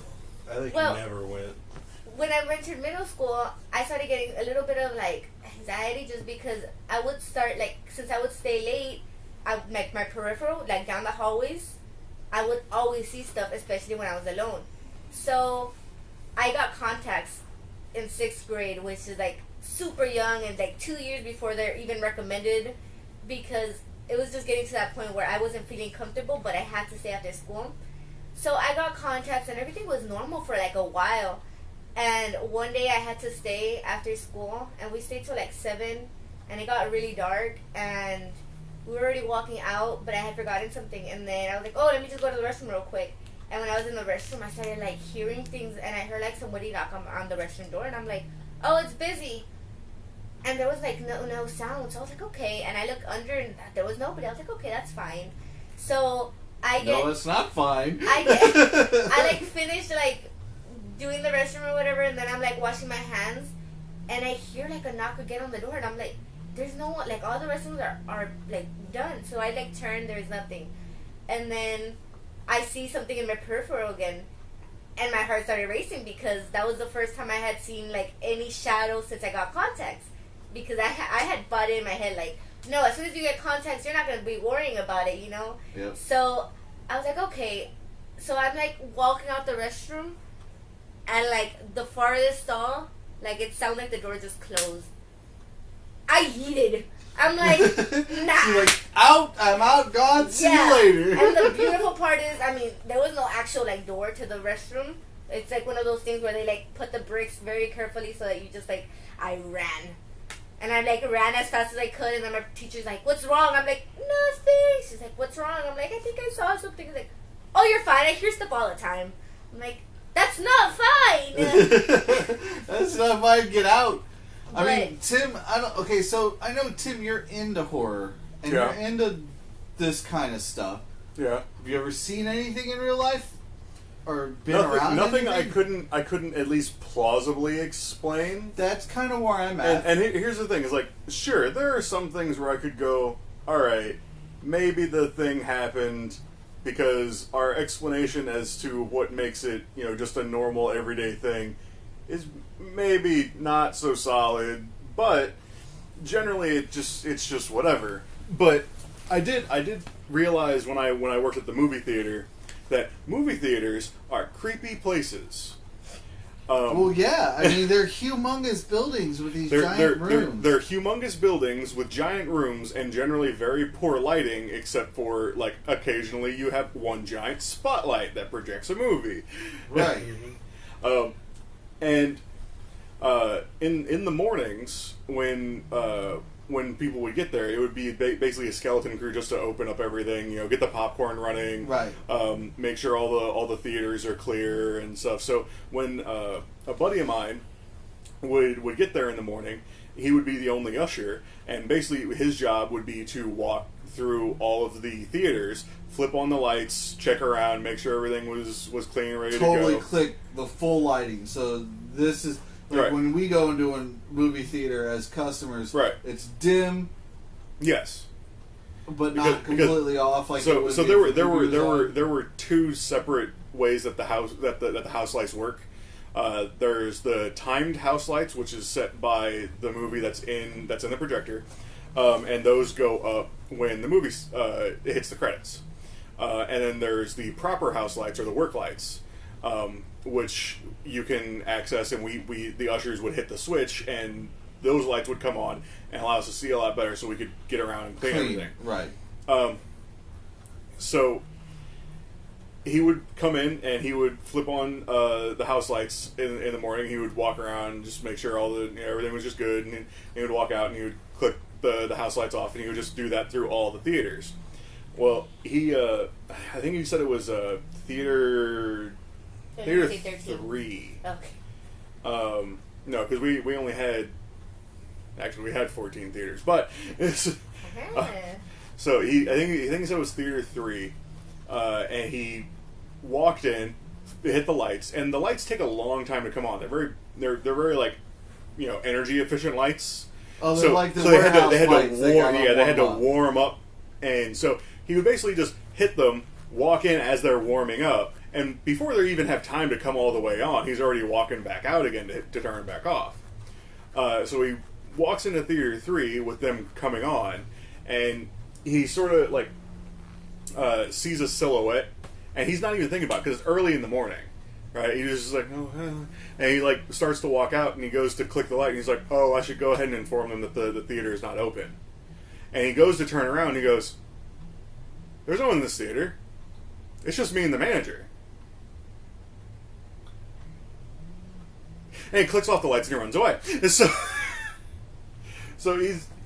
he told me that story later that day, and I was just like, how sure are you that that's what happened? He was like, well, it was a tall silhouette, and like there's nothing to put off any light in there. Like it's not like we had a standee in there or anything. It was just seats, right? Like, and the lights are coming from above, so there's nothing that was backlit. Nothing to project right. upwards, right? Holy, so, yeah, that'd be a little freaky, right? And that was the thing that really caught me it's just because he acknowledged it was extremely early in the morning, and at first I didn't even catch it. I just sort of like gave like a passing hello to what I assumed was a customer, but we weren't even going to be open for another half hour, 45 minutes, right? And it's been dark for hours. Right, there was only one door that was unlocked to the whole building, and that's the back door that him and the manager used to walk in. All the other doors are still locked. So and they unlocked it. Right. That's crazy. Did he go back in there and see? Yeah, he hated going in that theater for like the rest of the time he worked there, but he and never saw anything ever again. No. I had a friend whose house was haunted, and after like several times of me staying there, and I would always hear stuff in her closet. It would always be in the closet or on the staircase because her house didn't have an upstairs. They made the little upstairs just for her room and her like little extra room for her like as a little storage. So they made that little staircase, and the staircase were just a staircase. Like you could see everything between the staircase. So when I would be staying over, she would like leave some kind of light on because I am afraid of the dark because I am that kind of wuss. So we would always hear stuff in the closet, always. And she would tell me, she's like, "Don't worry about it. It's just my house. Don't worry about it. It's just my house." She's like, or we would hear steps going up or sometimes just going down the stairs. at all hours of the night. It always was at night. And we watched a scary movie one day, and I was like, okay, it's fine. We literally said, wouldn't it be funny if something happened? That same moment, it literally sounded like somebody moved the hangers to the side in her closet. And we just looked at each other and we're like, change the movie. So we changed the movie. Her brother had left the ball by the door on the farther side, because it's both of the doors and then like a little wall area before the staircase in front of her like the staircase was in front of her door. So her little brother had left the ball there. So we had seen it completely, been there for hours, maybe even like a full day before. Like we had seen it. So we were hearing like little steps going up the stairs, and we're like, no, it's fine. We've heard this before. It's whatever. We're not gonna think about it. We heard the steps walk in front of the door, and we're like, no. We get under the blanket because blanket protect everything. So They're your shield. Yeah, absolutely. So Unsolved mysteries. we literally stopped, and then like the sound stopped, and then it sounded like if it was like walking again, but to the front of the little extra room. And it stayed quiet. So we're like staring at each other like under the little blanket with like a phone, like just with the little light. We hear the ball bounce and go down the stairs. I'd have been out. Gone. I literally, my eyes watered, and she's like, it's okay, I'm here. So she put like some funny movie, and we ended up falling asleep to it. A couple weeks later, I want to say. Why do you keep going back? Well, no, I stopped. After a while, I just like, I was like, no.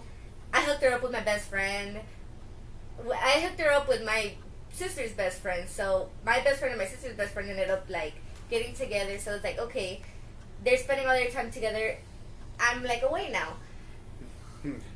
Turns out after me and her like had a little fallout, my friends all went to this haunted hotel or motel. I don't know what it is. A hotel, I think.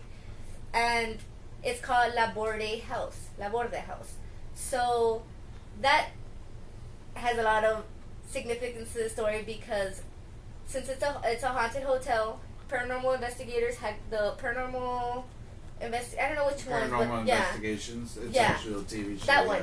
I was like, I don't know if it's investigations. They had gone to that same hotel before to investigate it, because people put it in and they went and they said like, oh yeah, there's like stuff here, but you guys don't have to worry. It's we focus on demons and stuff like that, stuff that the audience will like gravitate to. So we investigated. Yes, we found some stuff, but it's not worth the show. It's like, but here, like we'll tell you what we found and everything else. So apparently there's a red room where it's like the haunted room. Some of my friends rented that hotel room. Of course, that's like the main thing for that hotel. And it's small. Like I said, my city's super small. So they had gone and scared me to death when I was hearing it, because my friends went. I was like, oh, that's creepy enough. Like, I don't think I want to stay in a hotel with my friends. Like, right. If I'm going to go anywhere scary, I want to have protection, like my mom. Yeah, because moms protect you from everything. Protect me from everything. They take a chancla and you're good. So my friends went, and they're like, they spent the night. I don't even know. Yeah, they spent the full night there, and then in the morning they left. And when that friend or ex-friend was getting ready in the mirror, another friend took a picture of her getting ready, and they said that in the picture you could see stuff in the back in the mirror. I don't know if they said it was like some kind of writing or like a little, like another reflection kind of thing, but they swear that they saw it and they have the picture, but they never showed it to me. They're like, no, like one of our old friends kept it, and I don't know what they did with it, but nobody's ever gonna see that picture. Like, we're gonna keep that away. Like, everybody was nobody freaked needs out to see it. So another one of my friends later goes up to me and she's like, can I talk to you about it? Because she's the one that took the picture. I was like, yeah, tell me. Like, she's like, I was like, are you like, do you think it's fake or what? She's like, no, I'm telling you this because I'm afraid you think it's fake. I'm like, okay, what? She's like, you had stayed at her house plenty of times. I'm like, yeah. She's like, you had heard stuff in her house, right? I'm like, yeah. She's like, oh, do you think that whatever was in the house transferred to the hotel, or was it just the energy of the hotel itself? I was like, I mean, I wouldn't know because I wasn't in the hotel. I mean, she's like, I'm going to tell you right now.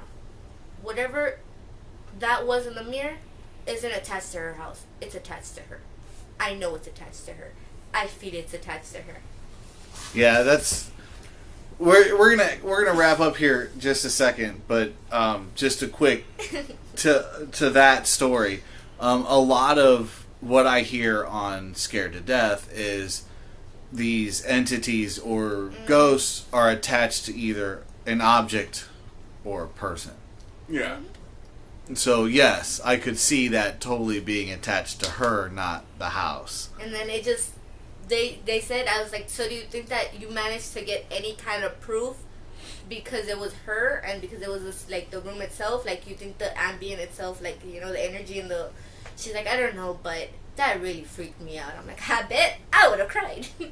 All right. So Harrison, what are your scary stories? I don't know. He was born. That's scary enough. Anyway, One time he stood up really I don't want to cut off Oh, anybody or cut this off because we could talk for another hour probably about these silly stories and stuff. But this has gone pretty long. What the heck? So I'm going to go ahead and end it. We might come back to this again because, like I said, I've been getting into this kind of horror story or horror genre stuff. So oh no, Harrison has a horror story. Didn't you tell me that you saw Dragon Ball Evolution once? Oh yeah, we all did. yeah, We were shoot! there Oh for my that. God, what a horror story that was. That was bad. But I really hope that this didn't scare you guys all too much. If it did, I apologize. If it did and you loved it, I don't apologize. If it didn't, then I hope you at least enjoyed the story Yeah, itself. don't If pay. you have any more don't- recommendations on scary Yes. stuff or paranormal stuff, My put it in the biggest comments. recommendation right now is if you do like this paranormal, scary type genre, you need to check out this Dan Cummings and his wife do the Scared to Death podcast. The way they do it is spectacular. So Link Yeah. over there the channel. yeah, I might throw a link down at the bottom, but they do it both through a podcast and through YouTube. So they actually film them recording the podcast in a really scary room, so that they can show objects or talk, and you can kind of Well, then you can see their reaction. See I the think, I reaction. think that's actually the best part. But my recommendation is don't spend too much time staring at your vents. It'll freak you out. yeah, and don't think about the AC vents at all. It's Or one of those whatever's things. in the wall. Yeah, don't worry about what's in the walls. But anyway, with that, I'm going to say talk at you later.